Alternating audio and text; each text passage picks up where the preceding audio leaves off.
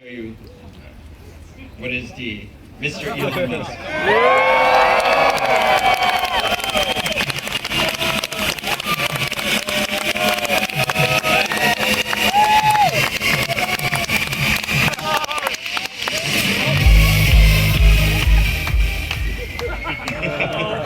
Alright, and welcome everyone to the Tesla P event. There's been a lot of speculation as to what the D stands for.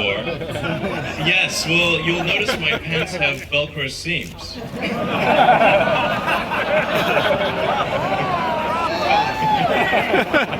They may have mixed appeal. And there's also a great deal of speculation as to what the something else was. And I learned a lot. Including things that I didn't think were physically possible. Let's go to the first D. As you've probably learned by the internet, it's impossible to keep anything private these days.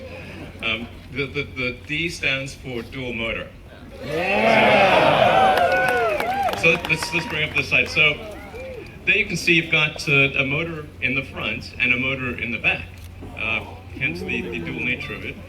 But what would be greater than sort of seeing a slide is to show you the actual car. So let's release the Titan.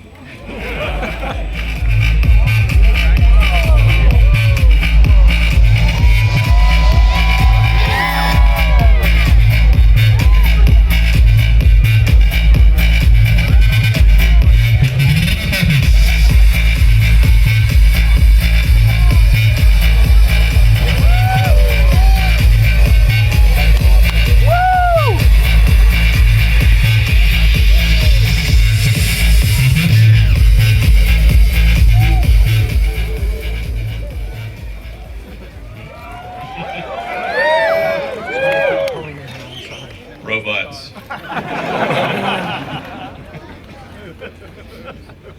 So here we have the chassis and the drivetrain of the dual motor Model S. Obviously got the front drive unit, the rear drive unit, and the thing that makes this unique and special and sort of better than all-wheel drive in the past is because you can dynamically shift the power from front to rear at the millisecond level. So you can very quickly adjust torque, more than is possible really with a mechanically linked system. So all-wheel drive systems out there are just mechanically linked with the shaft. So it's like the equivalent of being sort of analog, whereas this is a digital system. So with a system like this, it's inherently able to achieve better road holding than a mechanically linked system that's just there with a single engine. And we're able to actually improve almost everything about the car, which is, it's a rare case that you're able to do something like that. So the acceleration gets a little faster, the top speed is higher, the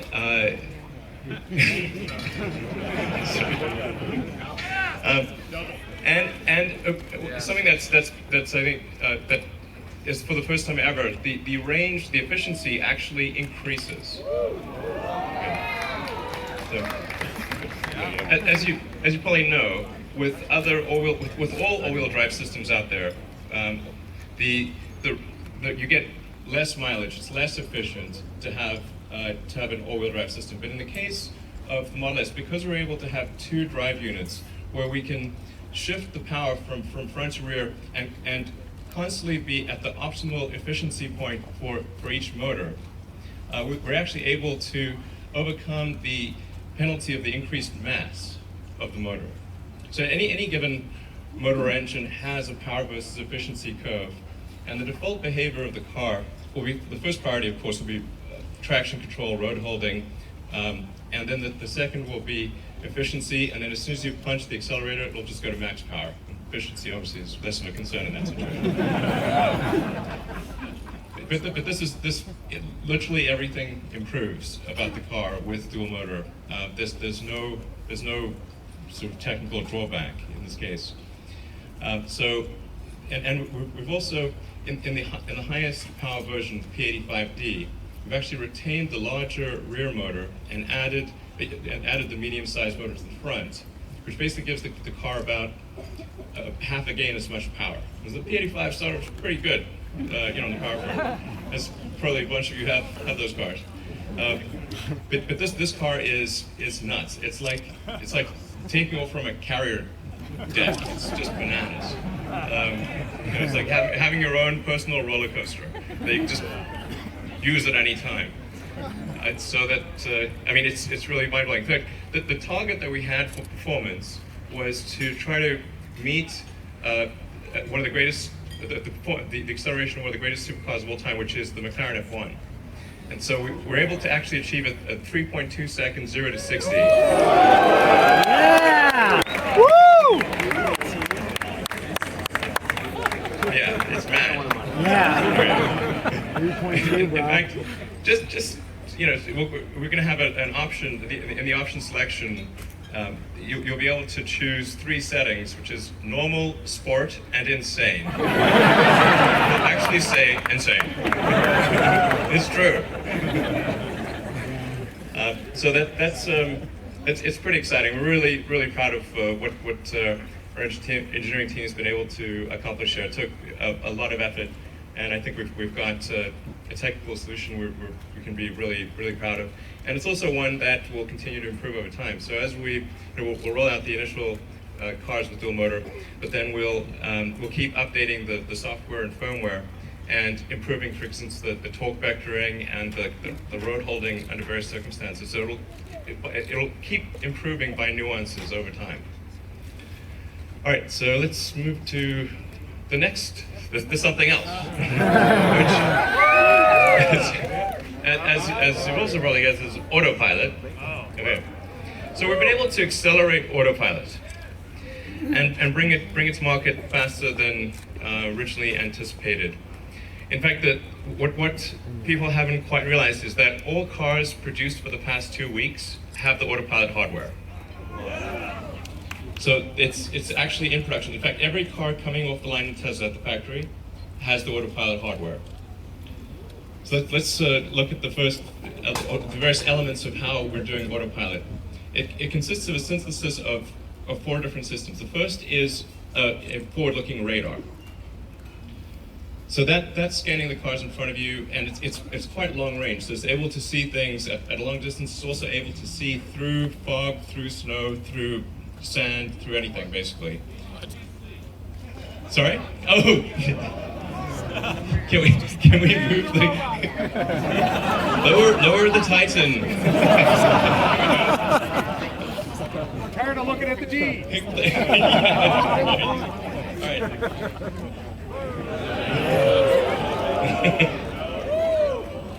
Someone's adding coordinates into our system.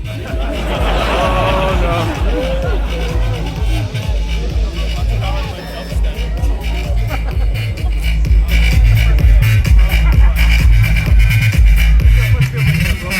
Just show the D. Make sure everyone gets a good view.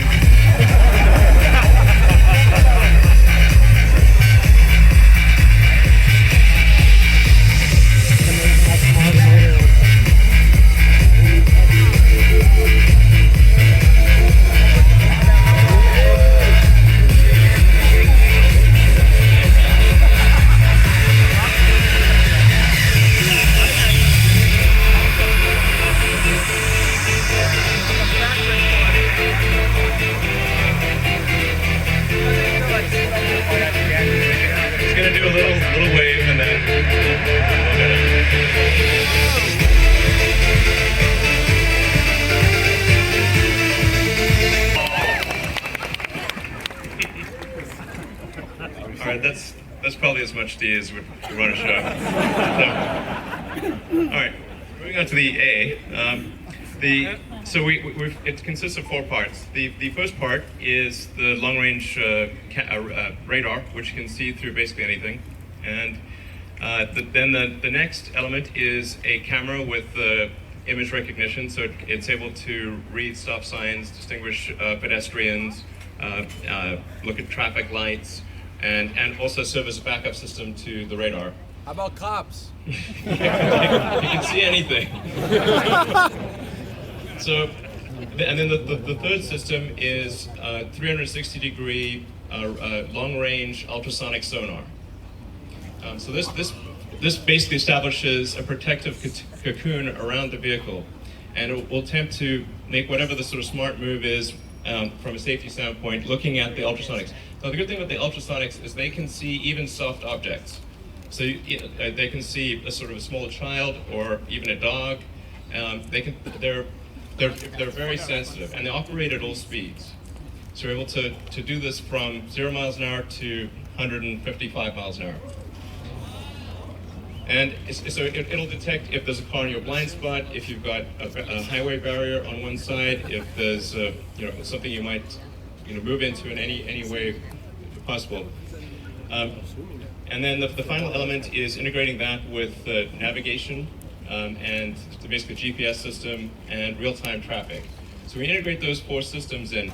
The car can do almost anything. But it is at this stage still what we call autopilot as opposed to autonomous. So that even though the car is sort of capable of being autonomous, the level of safety and redundancy is not quite there for full autonomy. So it's not at the level where you could safely fall asleep and arrive at your destination. Okay, so maybe what you're wondering. That's exactly. But it's what it really is. It's like active safety in the limit. Is what we're approaching. So, but we're essentially going to push the limit of what's safe with this level of hardware and what's allowed by regulations. So, but we'll be able to do some fairly cool things, including. Oh, okay, better. So we're able to. Obviously do lane keeping on freeways, do automatic cruise control, active emergency braking, so that it'll brake if it sees any object that you're going to collide with, and it'll self-park, so it'll be automatic parallel parking, automatically go into a garage. Yeah. In fact, when you get home, you'll actually be able to just step out of the car and have it park itself in your garage, including it'll open the door and it'll go in and park itself. Yeah. And then something I'd like to do, which I think many of our engineers will be hearing this in real time, is have the charge connector plug itself in, like an articulating, like a sort of a snake, like Metal Gear Solid or something. Yeah, like just plug itself in. So I think we'll probably do something like that. So then you can just get out of your car and go park itself in your garage. And then going a step further, you'll be able to summon the car if you're on private property, because you have to be on private property for this. You can actually summon the car, and the car will come to wherever you are, and it'll use the ultrasonic sensors, kind of like an insect antenna, because it can detect even small soft objects with the ultrasonics, and just it'll sort of slowly make its way to you and then stop and be ready to go. It can actually go even a step beyond that, which is if you have your calendar turned on, it'll meet you there. And so if you're getting ready to go to work or something, and it knows, oh, you're going to need to leave half an hour before work, you can say, okay, I'd like it to just come out and have the air conditioning done and everything done, music playing, everything's just ready to go, and it'll just come and be there. Yeah.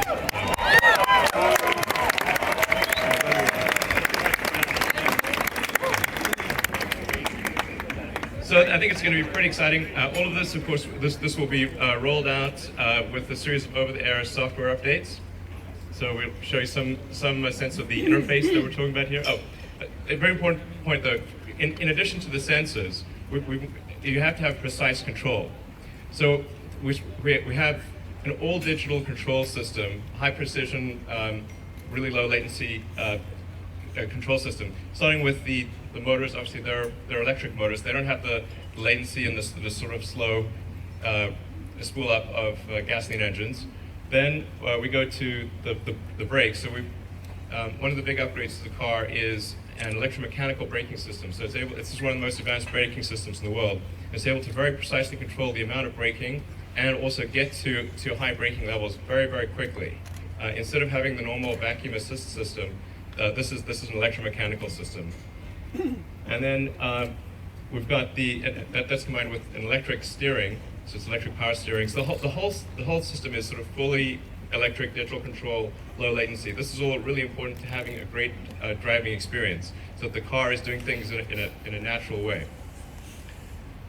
All right, next one. So this gives you a sense of the new interface, and you can actually sort of see where cars or obstacles are around the car on the instrument panel. So it'll actually show cars that are the distance of the car ahead of you, cars moving to the sides and behind, and you can adjust the sensitivity of the autopilot. So do you want to be in a sort of an aggressive autopilot or less aggressive? 2 feet. And yeah, so it'll warn you with sort of with initially a visual warning if there's a potential collision risk, so it'll turn the object red, and then it'll give you an audible warning if you don't see that, and of course it'll resist steering into things that are danger. So you can still overpower the steering, but it's going to give you a tactile feedback that you're probably headed towards something that the car thinks may be dangerous. So that's what we have for you tonight. But I mean, my words are nothing compared to the car. So we've got a whole bunch of cars ready for you to take a test ride in, and I think you're really going to enjoy it. This is like an amusement park ride, and just to sort of tone it down, you'll see what the car's like with anywhere from 3 to 5 people in it. Imagine if it was only you. It's that much. It's a lot faster. So have a great evening and enjoy the test drives.